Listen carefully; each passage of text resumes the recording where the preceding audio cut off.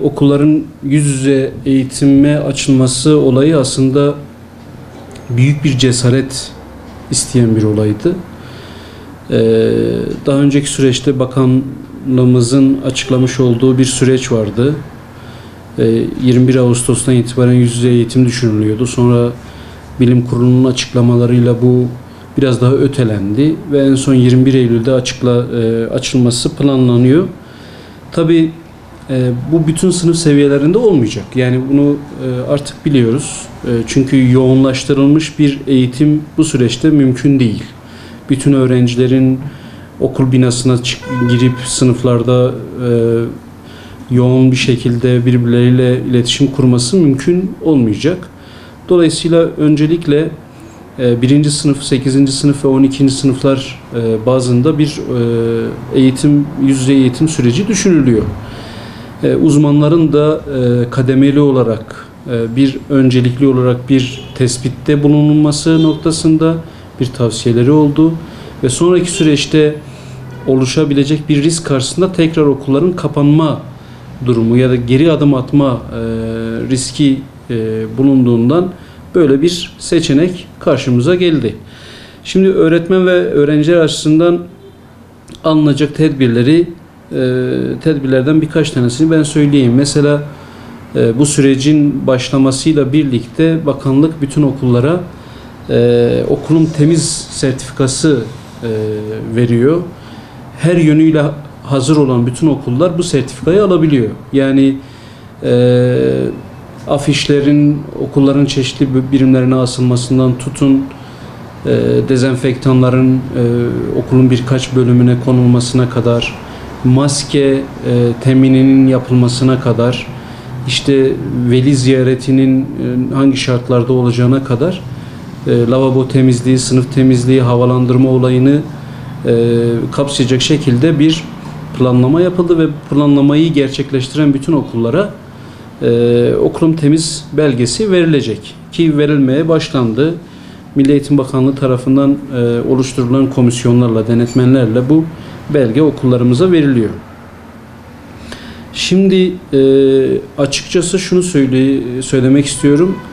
Bir kere müfredatta da bir değişiklik söz konusu olmalı. Yani öğrencilerimiz önceki müfredatın o yoğunluğuna bağlı kalmaksızın biraz daha seyreltilmiş bir müfredatla eğitim öğretim sürecine bu şekilde başlamaları gerekiyor. Çünkü öğrencilerimizi biz bütün müfredatın o yoğunluğunun içine alacak olsak bu sefer öğrencilerimizden geri dönükler noktasında istediğimiz şeyleri alamayız.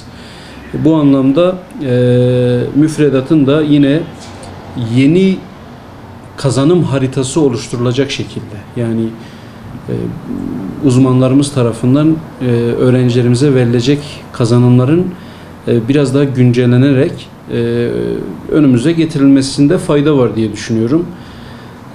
Tabii şu boyutu da unutmamak lazım. Bu problem sadece ülkemiz için bir problem değil. Dünyada artık var olan bir problem. Dolayısıyla dışarıda eğitim modeli nasıl hazırlanıyor? Diğer ülkeler buna nasıl bir cevap veriyor? Onların uygulamaları nelerdir? Buna da bir bakmakta fayda var. Yani biz sadece kendi ülkemizde olup bitenlere göre hareket edersek bu da yanlış olur. Muhtemelen bakanlık bu anlamda da dışarıda neler oluyor, neler bitiyor bunu da gözlemleyerek bizim ülkemizin eğitim modeline uyguluyordur. Bu bence göz ardı edilmemesi gereken bir konu.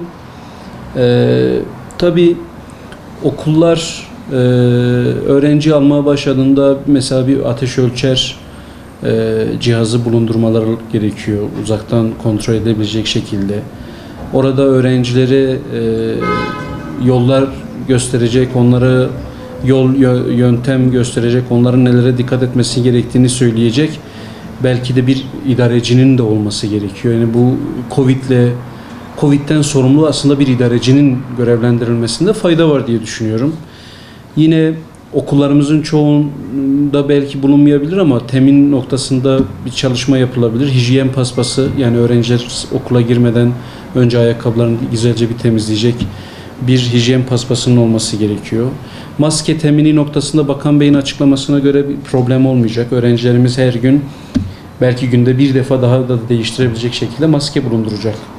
O konuda da bir sıkıntı olacağını düşünmüyorum. Dezenfektan konusunu söyledim. Mutlaka okulun belirli bölümlerinde dezenfektan mutlaka konulması gerekiyor. Yine öğrenciler sınıfa girdiklerinde herkesin yerinin belli olmasında fayda var. Yani öğrenci bu ders bir başka yerde oturup başka bir ders başka yerde oturursa biz burada Covid ile mücadele noktasını kaçırmış oluruz.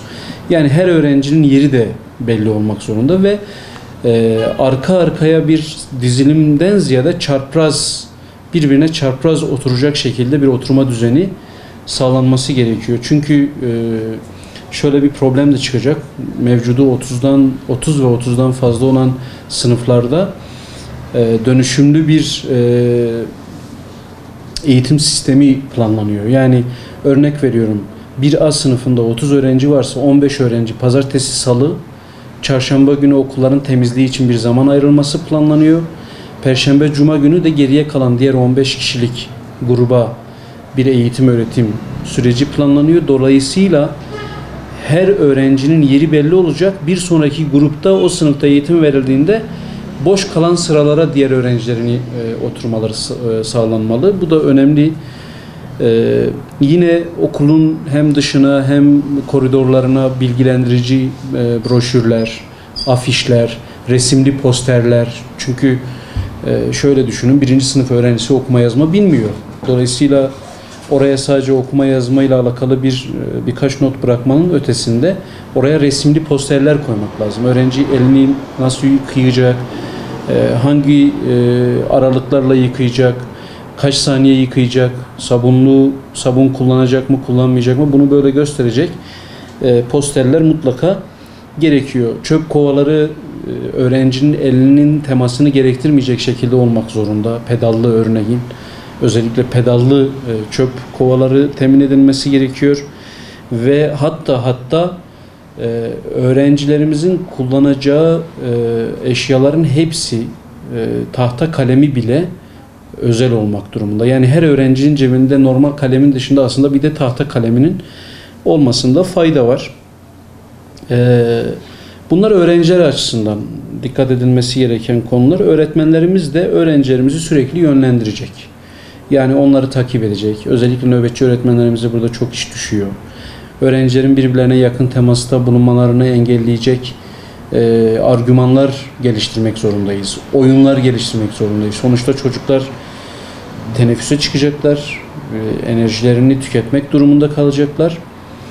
Ve bu çocuklar bizim gibi mantıklı hareket edemeyecekler. Yani onlar normal hayat düzenini isteyecekler. Normal hayat düzenini istedikleri zaman da bulaş riskini biz arttırmış olacağız. O zaman biz ne yapacağız? Özellikle çocuklarımızın birbirinden uzak kalmasını gerektirecek oyunlar ya da işte onları sürekli uyaracak argümanlar geliştirmemiz gerekiyor. Burada öğretmenlerimize çok iş düşüyor.